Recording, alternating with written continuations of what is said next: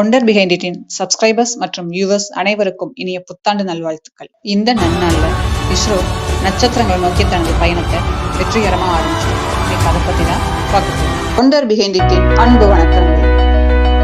கடந்த வருஷம் வெற்றிகரமா நிலாவில கால் பதிச்ச நம்ம நாடு இப்போ இந்த பிரபஞ்சத்தோட புரியாத புதிர்ல ஒன்னா இருக்கிற பிளாக் ஹோல்ஸ் அப்புறம் நியூட்ரான் ஸ்டார்ஸ் பத்தின ஆராய்ச்சியில களமிறங்க போறாங்க. சோ இதுக்காக இந்த புத்தாண்டு தினமான இன்னைக்கு காலையில சரியா 9:10 மணிக்கு இஸ்ரோ ஸ்ரீஹரிகோட்டால இருந்து PSLV C-58 ராக்கெட் வழியா எக்ஸ்போசாட் அப்படின்ற ஒரு அட்வான்ஸ்டு அப்சர்வேட்டரிய லான்ச் செஞ்சாங்க.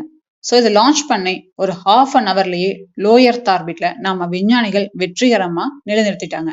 பெரிய நட்சத்திரங்கள் எல்லாமே எரிபொருள் தீர்ந்து இறந்து போறப்போ அதோட சொந்த ஈர்ப்பு விசையால ஒரு பிளாக் ஹோல், ஒரு கருத்துளையாகவோ இல்ல நியூட்ரான் ஸ்டாராகவோ ஃபார்ம் ஆகும். இந்த பிளாக் ஹோல்ஸ் இல்ல நியூட்ரான் ஸ்டார்ஸை சுத்தி நிறைய ரேடியேஷன்ஸ் வெளிப்பட ஆரம்பிக்கும்.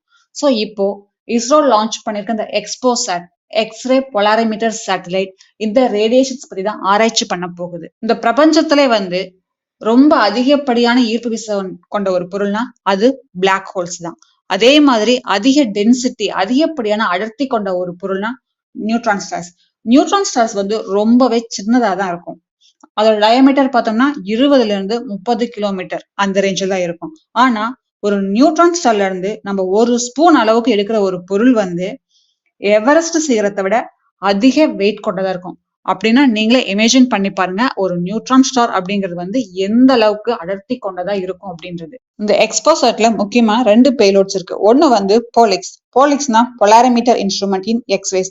இது எதுக்கு யூஸ் ஆகுதுன்னா எமிட் ஆகிற ரேடியேஷன்ஸ் எந்த ஆங்கிள் போலரைசேஷன் ஆகுது அப்படின்றத ஃபைண்ட் அவுட் பண்றதுக்கு. இன்னொன்னு எக்ஸ்பெக்ட், அதாவது X ray spectroscopy and timing. Emit ஆகிற எக்ஸ்ரேஸ் இந்த ரேடியேஷன்ஸோட ஸ்பெக்ட்ரோஸ்கோபி நிறமாலைய அனலைஸ் பண்றதுக்கு யூஸ் ஆகுது.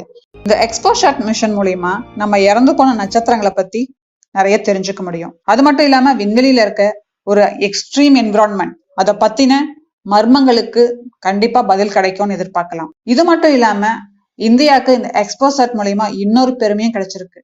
என்னன்னா இந்த மாதிரி பிளாக் ஹோல்ஸ், நியூட்ரான் ஸ்டார்ஸ், ரேடியேஷன்ஸை பத்தி ஆராய்ச்சி பண்ண ஒரு அட்வான்ஸ்டு அப்சர்வேட்டரி அனுப்பிச்ச 2வது நாடுன்ற பெருமையும் இந்தியாவுக்கு கிடைச்சிருக்கு. இந்த எக்ஸ்போசாட்டோட லைஃப் டைம் 5 years. இப்போ ஃபர்ஸ்ட் யாரு இந்த மாதிரி ஒரு அப்சர்வேட்டரி மேல அனுப்பிச்சாங்கன்னா நாசா.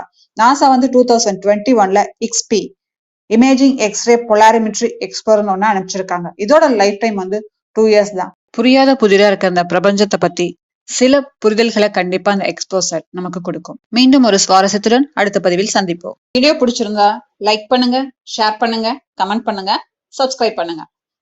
நன்றிகளுடன் wonder behind it.